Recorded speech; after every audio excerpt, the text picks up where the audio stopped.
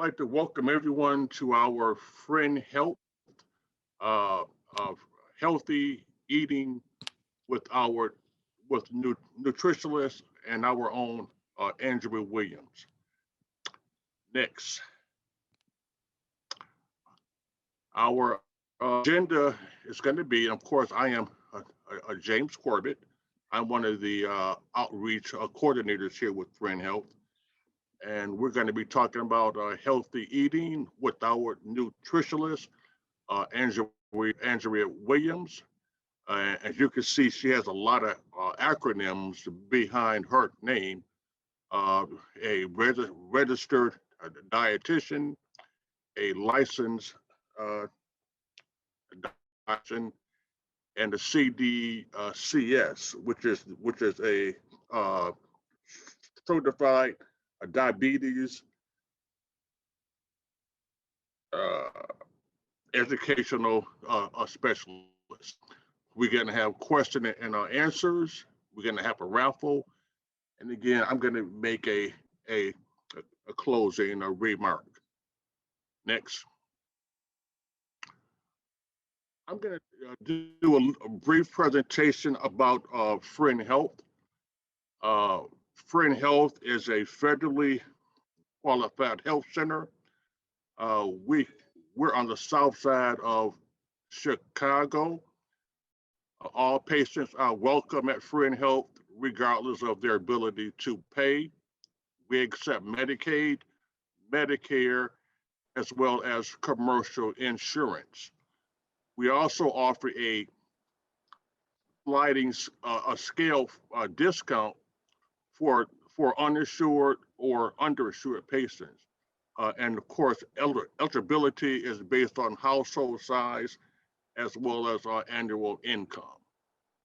Next. We offer a wide array of services, anything from adult medicine, behavioral health, peds, medicine, dental services, men's health, women's health. Next, please.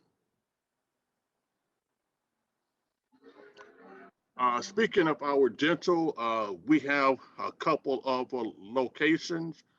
We have a location on Western Avenue, and we have a location on Pulaski. The types of services that we offer is exam, x-rays, cleaning, sealing, and educations, and filling extractions. Next.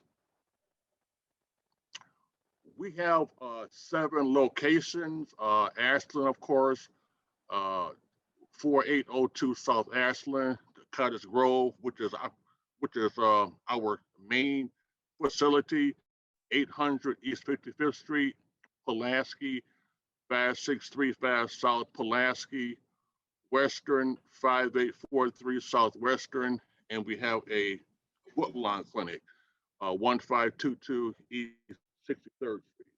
Next.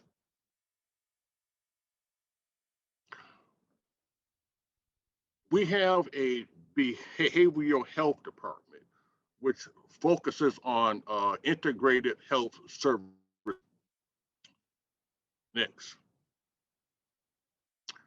Now, you may be asking, what is a integrated health care service?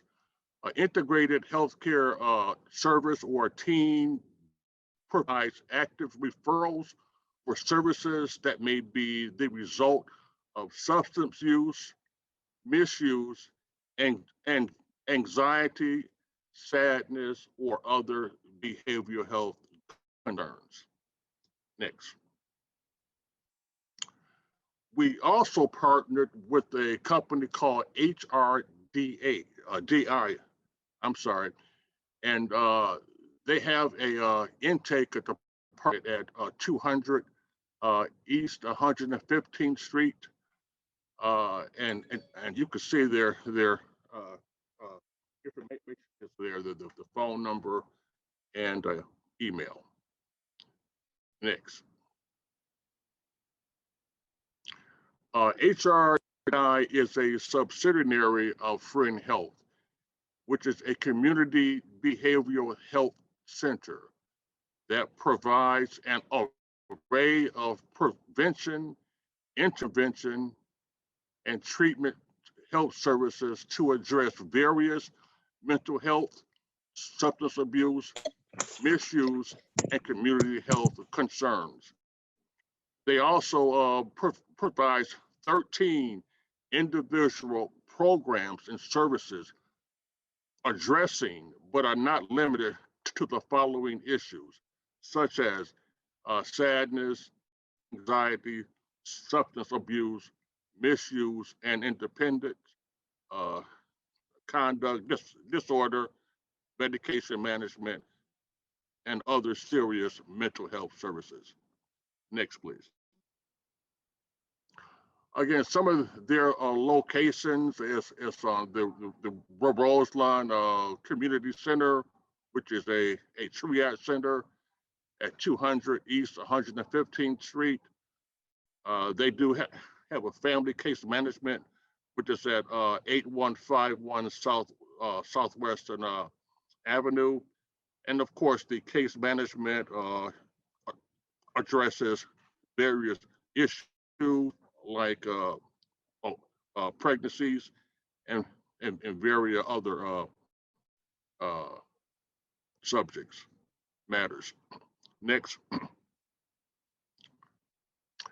As I said earlier, we are a federally qualified health system, and all patients are welcome at Friend Health, regardless of their ability to pay.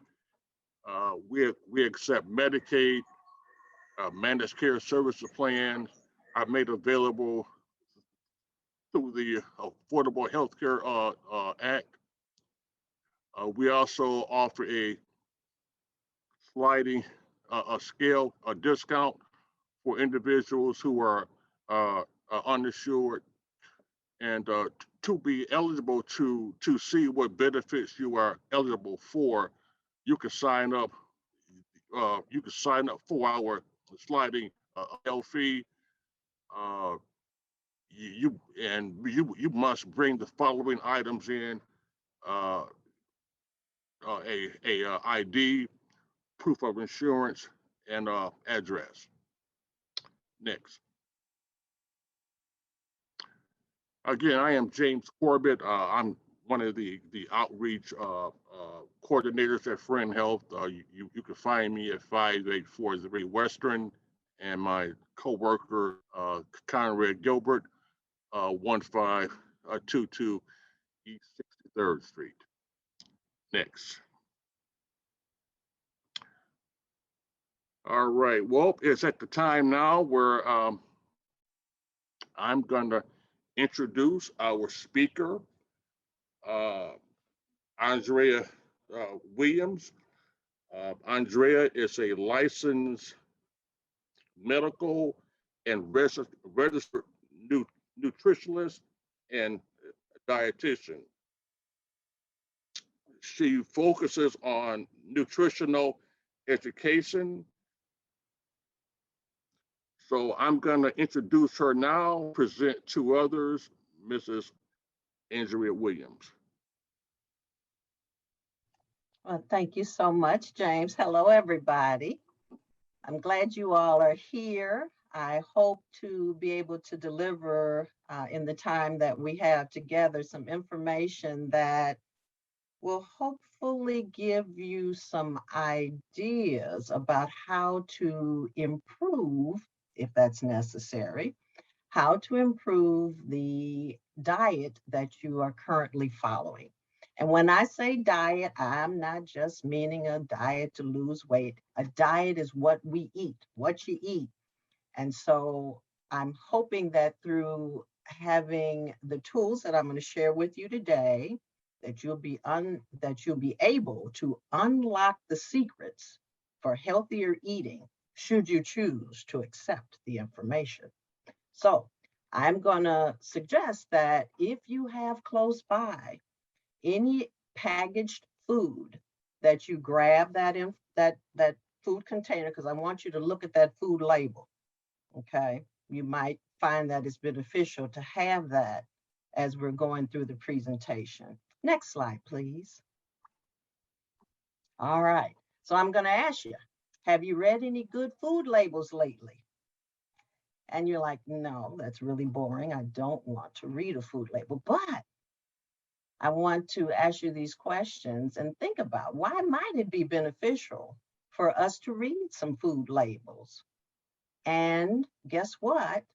Food labels can help us in a lot of different ways. So specifically, the information that you see on the right-hand side there of the screen that says nutrition facts, look for that on the food package that you have with you there, because this all you will see follows in order, because this is regulated by the Department of Agriculture and the Food and Drug Administration. They make sure that this information is on products that we purchase. Next slide, please.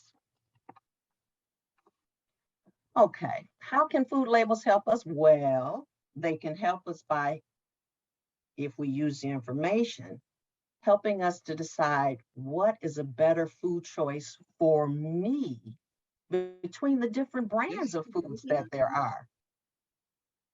God, there's so many people in here.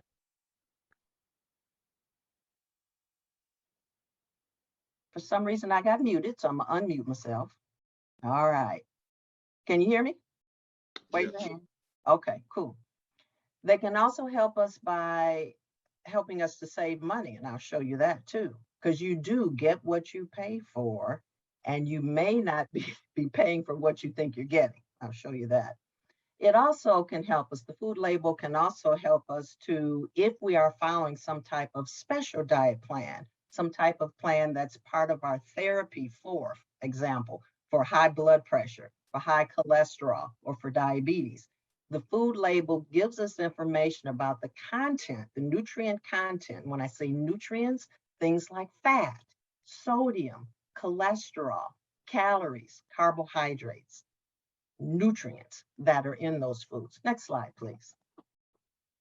So they can help us answer the question, can this food be used as a part of my meal plan, the diet that I'm following? Can it be used for that?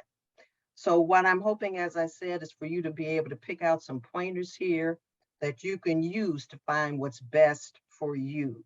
Foods come to us in a package, literally in a package majority of times, but is that package right for you? And so I want you to be able to pick out what's better for you to assess that food.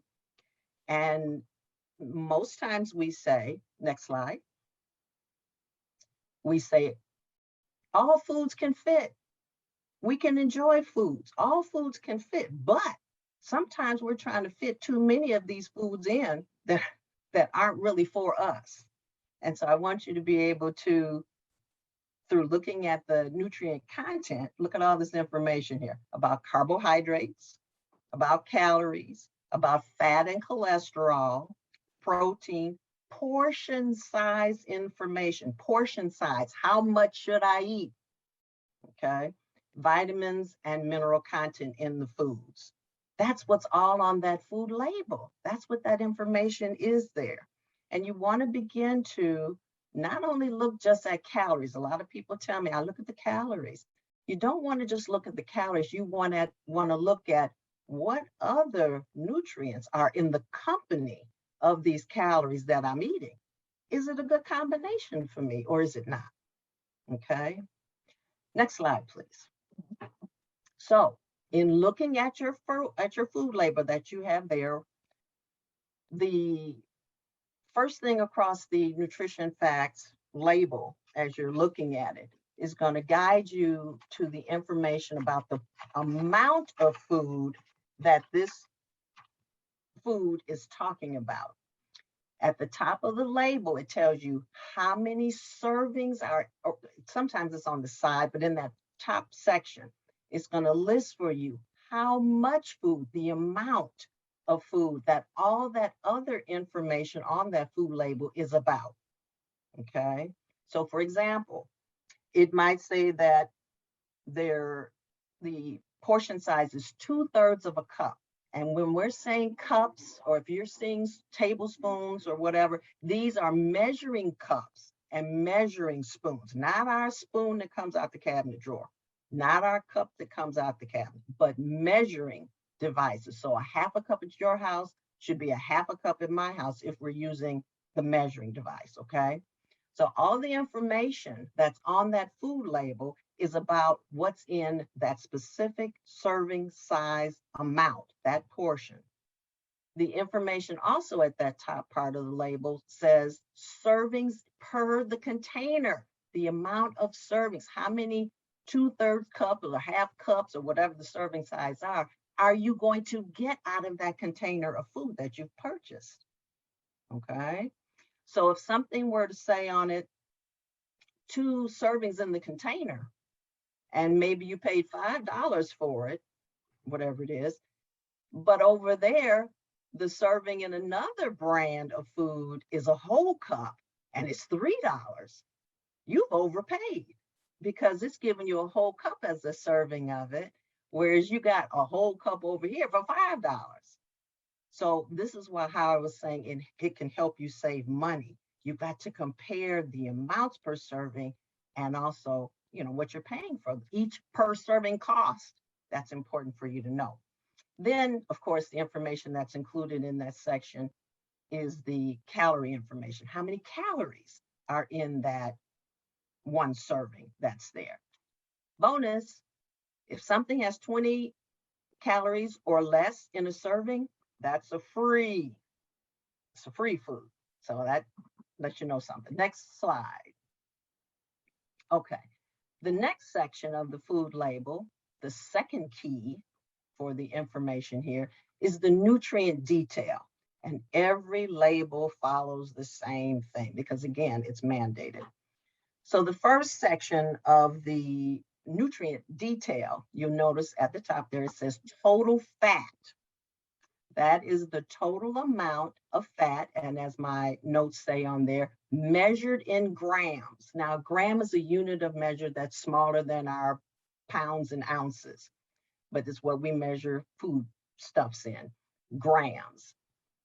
It includes, under that section that says total, it includes all types of fat, whether that fat is and if you see some detail on your label, whether that fat is a healthier fat or a less healthy fat, or as we call them, bad fats. Now, my note says, note that bad fats, and those are unfortunately the ones that are labeled under saturated fat and under trans fats. Those are the ones that are not heart healthy and are not healthy for our bodies, because these are the ones that can clog up our blood vessels. So it is required that foods label how much of these less healthy fats they have in there.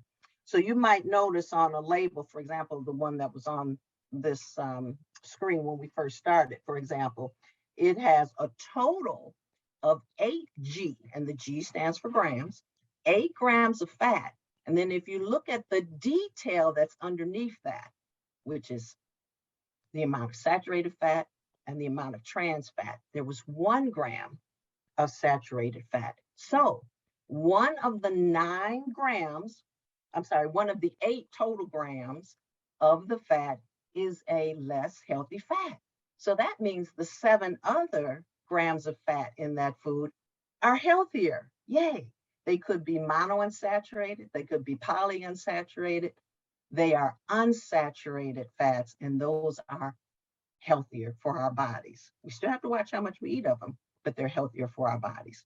So we want to try to choose foods that have 3 grams of fat for every 100 calories of the food we're eating. That's going to put it at about 1/3 of the amount of the food is fat. Okay, you have to think that through. So if something had only 100 calories, but it had 9 grams of fat, you know that that's a heavier quantity of the calories coming from fat, and it may not be as healthy a food choice. Now, some foods will be like that, but you're going to be mindful not to have too many of those foods eaten at over your day or your week, over your meals. You want to try to eat less than 20 grams of saturated fat every day. Again, because like I said, those are less healthy for us.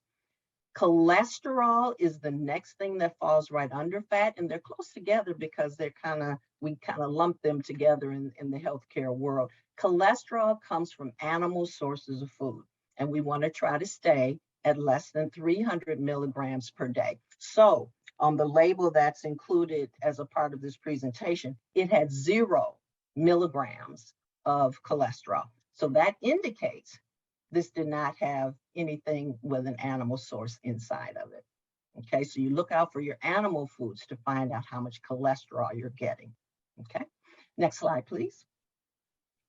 Sodium. So all of this section that we're talking about now, from the total fat, the cholesterol, sodium, this might be really important for a person who's trying to make sure they're eating a heart healthy diet. Okay, with sodium, and I'll say also, it can be very, very challenging to try to stay within the recommendations that the American Heart Association is now saying for us to try to keep our sodium level down to 1,500 milligrams in a day. So if you are experiencing high blood pressure, any of the other heart concerns, that's where they want us to stay. And some people are on even lesser amounts in their restrictions. But for the person who's eating a diet, and we want to still call it a healthy diet, about 200 milligrams of total sodium for the day. And so you might think of it as you're going to try not to have more than 650 milligrams of sodium at each meal. And that way you kind of plot it out. But the difference is with sodium, it's how much sodium you take through the day. So suppose you had a meal that had 800 milligrams of sodium for lunch, but you didn't have, but about 400 for breakfast and another, trying to make it add up to 2,000. You had a lesser amount for your dinner.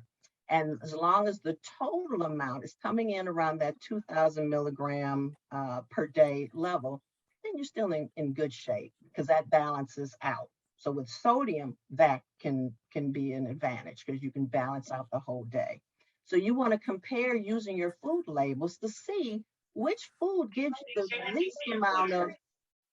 I'm going to ask somebody to please mute. Thank you.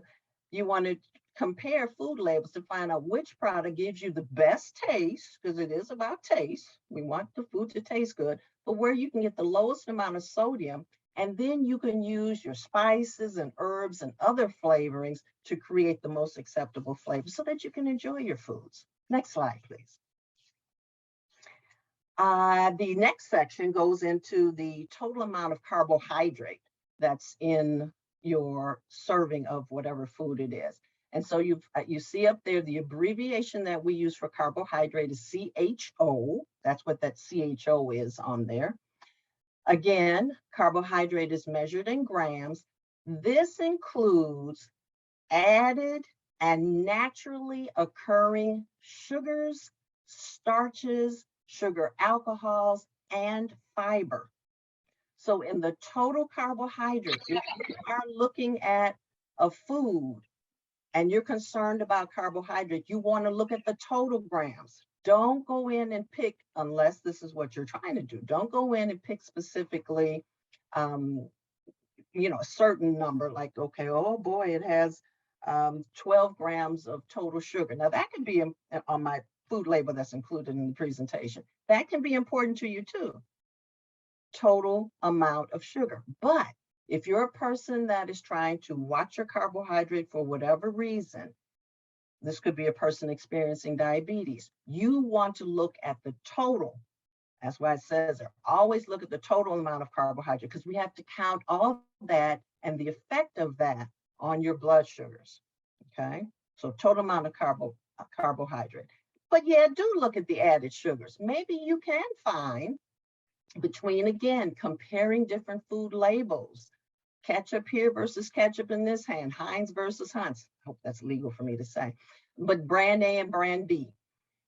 Find out which one has the lowest amount of added sugar, because maybe that's important for you, because added sugar, of course, is going to affect the calories, right? With fiber, the other line item that's under total carbohydrate, unless contraindicated by some condition that you might be experiencing, unless contraindicated, more fiber is better. So always look for foods that can give you more fiber, because that's a healthy choice for us. Next slide, please. And then the final nutrient under that section is protein. Protein, again, measured in grams like the other ones. Protein affects the total amount of calories you consume, because protein tends to be more satisfying. It's delayed in its digestion. It's not digested as quickly as our carbohydrate foods are. So it affects the total amount of calories, and maybe we need protein sometimes to make sure that we're staying full, right? Many protein foods, though, mind you, are from animal sources. And so they have the cholesterol, as well as there's fat associated with protein.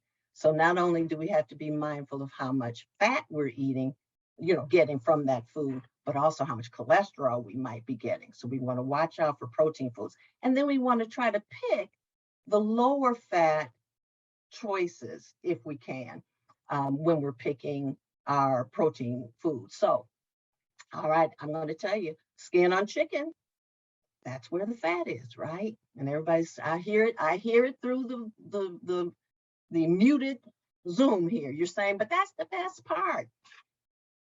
Try to eat less skin of chicken if you're trying to watch your fat, if you're trying to watch your cholesterol. Trim the visible fat off any meats that you're cooking, okay? This will help you to keep a healthy weight and keep all those other disorders away from you that we know we don't want to experience. Next slide, please. Now, a third key, and this gets into a little math, but don't let it scare you. You can do this. Percent daily value. Over on the furthest right edge of the food label, you'll see a column that says percent daily value. This tells you whether or not a food has a lot of a certain nutrient in it or just a little of a certain nutrient in it. And this amount is based on what we call a reference man or woman. But in general, the foods that have 10% or more of your DV, daily value, are good choices. So for example, now our food labels have vitamin D indicated on there, and the minerals, calcium, iron, and potassium.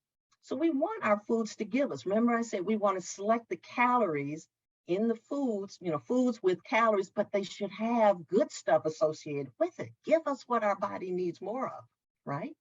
So we want to choose those with lower amounts. So the percentage should be lower for things like sodium, fat, saturated fat, and cholesterol. Next slide, please.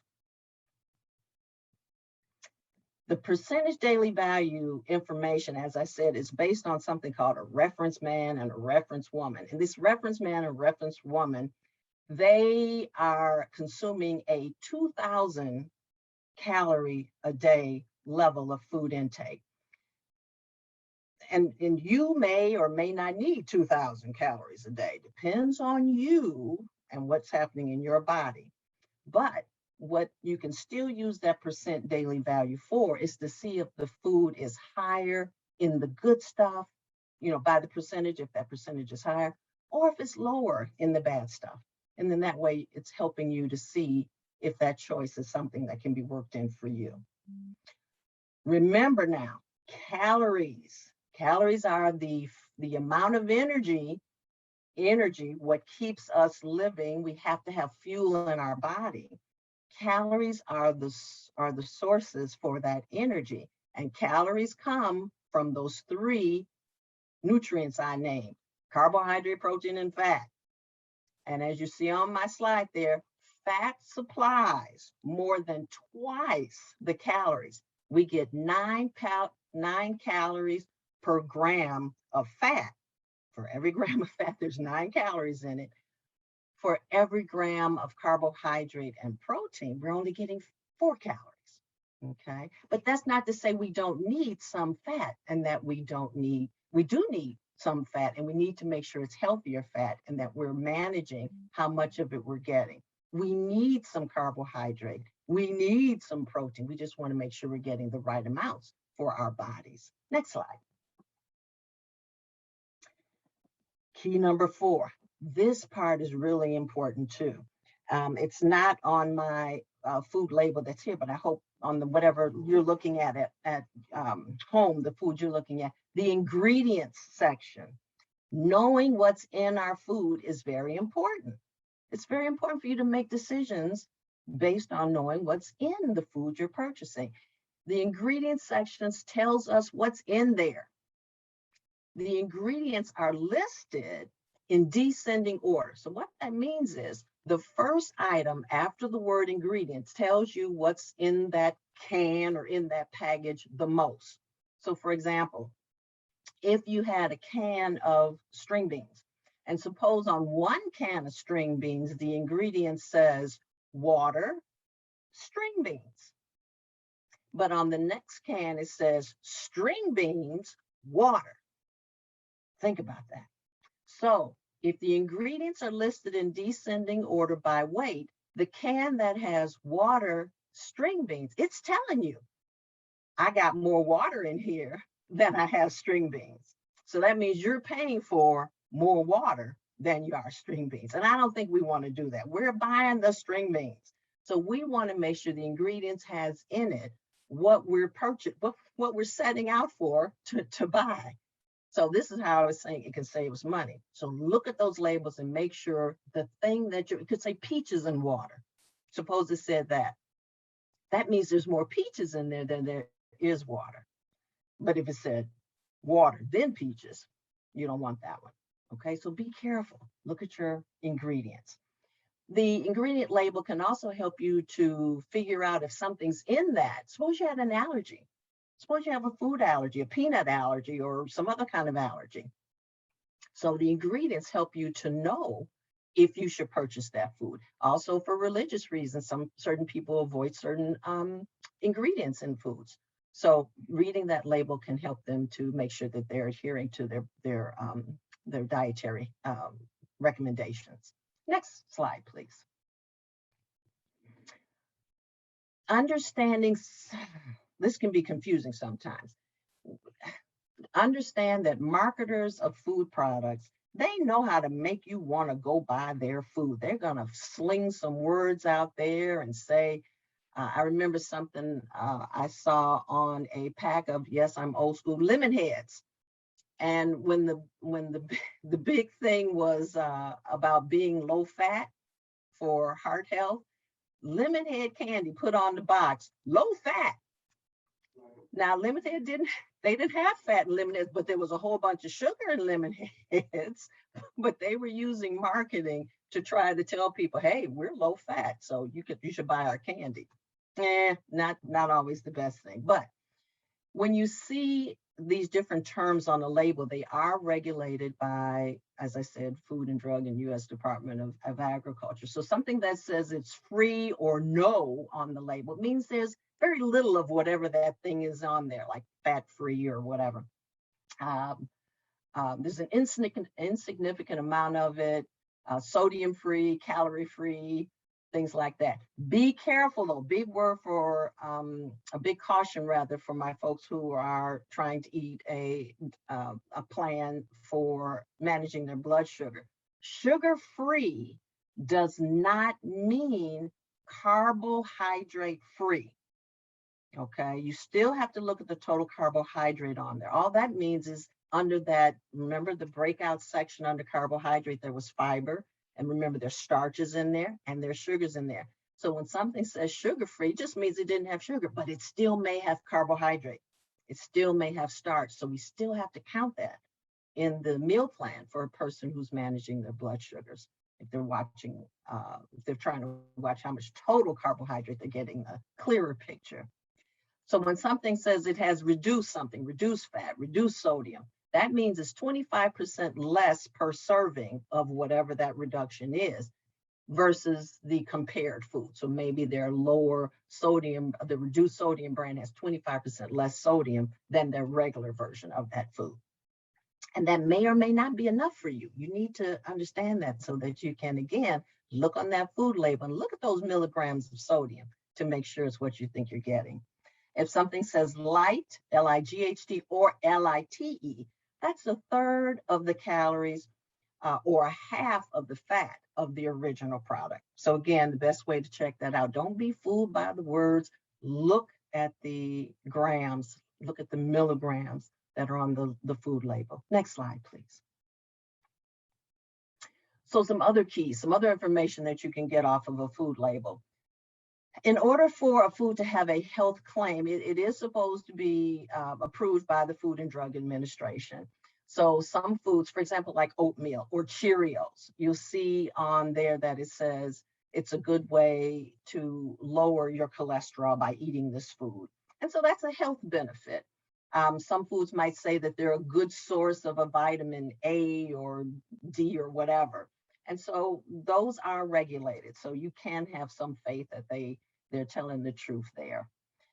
Always be sure that you look on your food item to make sure the sell-by date or the pack date or the best if used date is what you need it to be. Sometimes on the shelves, they'll put something out there that might have a best if used by date. So it's not an expiration date, but maybe you want to make sure it holds up for you, another week or two because you don't plan to use it for then. So make sure you look for the product dating to make sure that it's sufficient for what you're going to use it for. There are also grading and inspection symbols that are on like our meat, our seafood, things like that. And these also can provide us with instructions for how to safely handle our foods, what to cook the internal temperature to, does it need to be cleaned off before you cook it or whatever. On our juices, which up to H, I'm going to put a big promo in here on my mission to stop drinking juice and other sweetened beverages. Try not to drink juice. I heard somebody say, eat the fruit, don't drink the juice. Also, there's health warnings for special conditions that could be located on a food label. For example, someone that's not able to or has a negative reaction to equal or aspartame. It'll say, for you to watch out for that. Or on there, it might also say, watch out for this food was made in a plant that handles tree nuts or peanuts or whatever. Who's scribbling on my stuff? Cut that out. Next slide, please. All right, so the secrets now are revealed. You might have to think about them and reread it, but the good thing is that the James and his team are going to make sure, and Tony, they're going to make sure that this slide deck as well as the recording is something that you can retrieve and use on our YouTube, but choose balance. When you choose foods, remember that you can balance some high foods with some low foods. And this means you can enjoy most foods, just don't overdo it. That is what you're trying to do. Find the balance between what can work for you and your health. Live well. You have these keys. If you need any further information about how this might be applied to your special dietary needs, you do want to make an appointment with me and come in and we can talk about it and I can show you a little bit more. I thank you guys so much for being here and spending your time with us. And I'm going to turn it over back to the community relations team with James. And I'm going to mute my speaker. Oh, right now is actually a great time for questions. If anyone has any questions, you can type them in the chat, or if we can be orderly one at a time if you want to speak. Yeah, man, my name is Ken. Hello? Hi. Hey, yeah, my name is Kenneth Cole. I don't mind saying my whole name. Ain't nobody looking for me today. But anyway, I'm a diabetic. Now I'm on about 6 or 7 medications. And I'm trying to eat according to my medication. I do have underlying conditions for congestive heart failure. They got me on a low liquid diet as well. Don't drink too much water, blah, blah, blah, whatever the case may be. Don't have no salt and stuff like that. And it get kind of rough sometimes. I'll listen to you all when you all were saying to read the labels and stuff like that.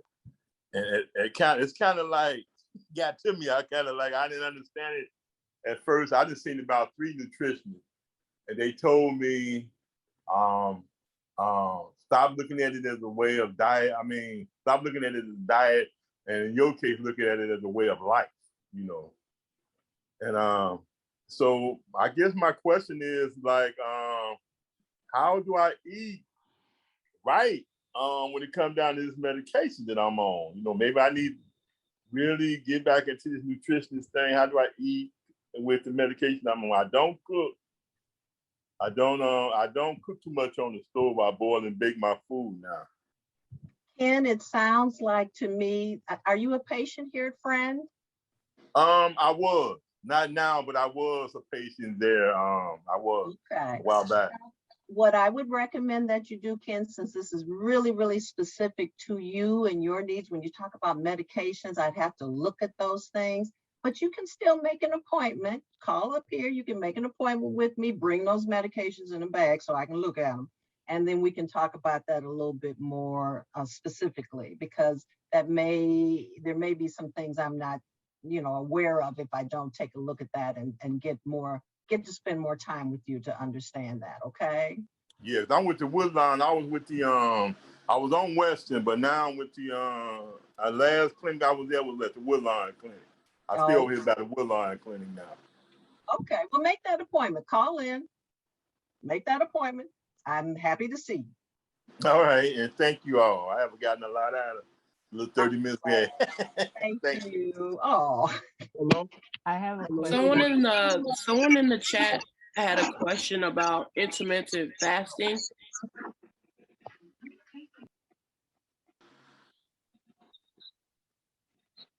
Okay. What was the question? What do you think about intermittent fasting?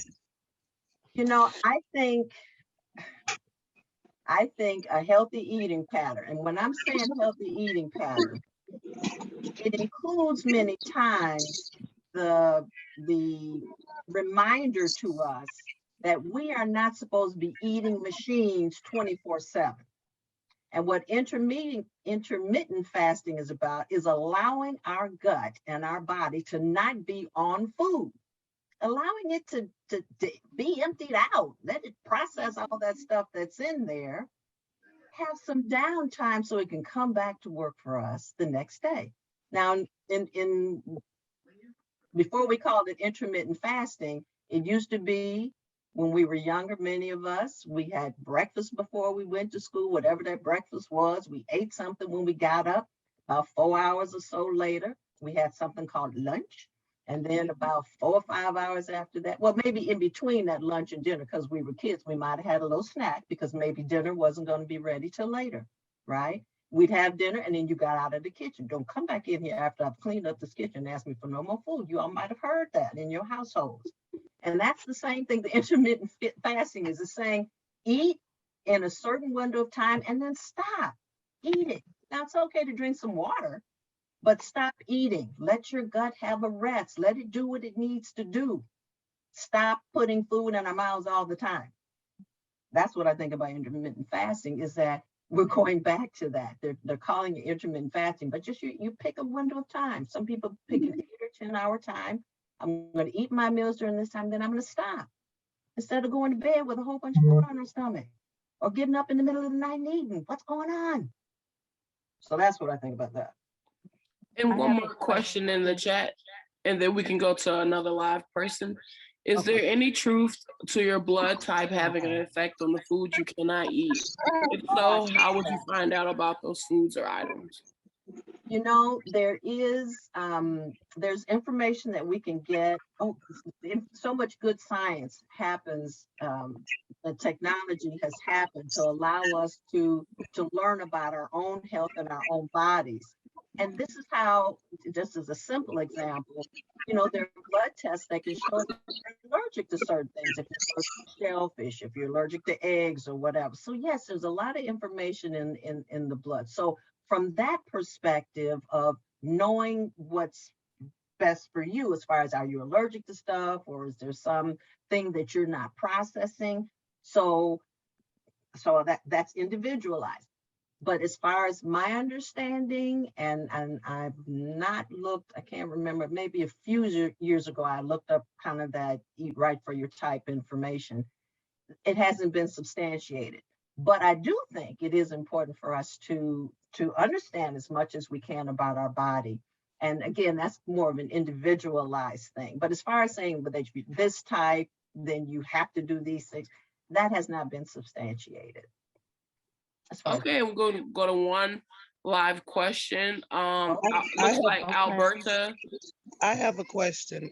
has their hand raised. Yeah. Oh, okay. My question was, I'm looking at a product that says it has 50% of the daily value in this one container. Does that mean that with this one container, I have had half of all the carbs I can have in a day?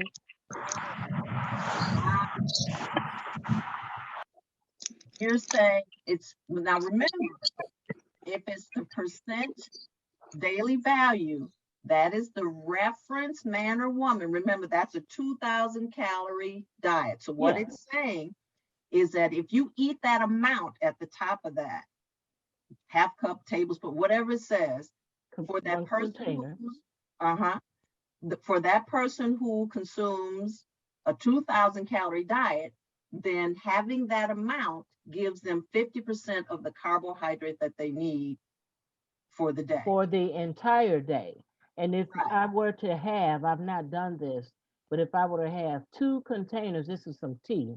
If I had 2 bottles of that tea, that would give me 100% of the allotted carbs I could have for an entire day. Is that a sweet tea? No, it's actually not. It's an organic tea that's just a tad sweet. And it still says 50. I wish I could see that. And it still says. Oh, you want to see the label? My doctor at the Friends of Help on 55th for College Grove. This is my doctor on here. That's where I go to now. In my nurse home. Is it Alberta, backwards? I can see and hear you, honey. Mute Is yourself. it backwards? There you go. Now see what you're looking at. You're looking at the added sugars. Remember I said you look at the total. No, I'm looking at the total is 50%. No, ma'am. So if you look at that, look at that. It says added sugars. But I'm so glad you showed that, because that shows you, even though it says a tad sweet, that's a lot of sugar in there. So I didn't even get into talking about how many teaspoons of sugar we should try to have in a day. Okay. So that's a wonderful thing that you're showing there. That still has a lot of sugar in it. That's 25 grams of carbohydrate, and all of it is added sugar. So that tells you that may not be an all the time, I can drink this all the time kind of beverage. Even though it said a tad sweet. See how that marketing was in there? It's a tad sweet. Okay. So be careful with that. It says the total carbs though is 9%. Yes. Which sounds like if 9%. So, but remember, those added sugars are included in that total. And my question is, if it says 9%, that means it's 9% of the total carbs I'm allowed for a day. Okay, remember what I said. Is that what that means? No, it does not mean that for you, because remember I said the reference man or woman. I want you to look at the grams of carbs on there. If you're a person who's monitoring and trying to moderate how many carbohydrates you have at a meal, then when you drink this portion of, and I can't see the portion, but it says 25 grams of total carbohydrate. My recommendation, and the recommendation that's followed by majority of diabetes educators and the Diabetes Association, if we're trying to moderate how much carbohydrate we're having at a meal, it's 30 to 45 grams of carbohydrate at each meal,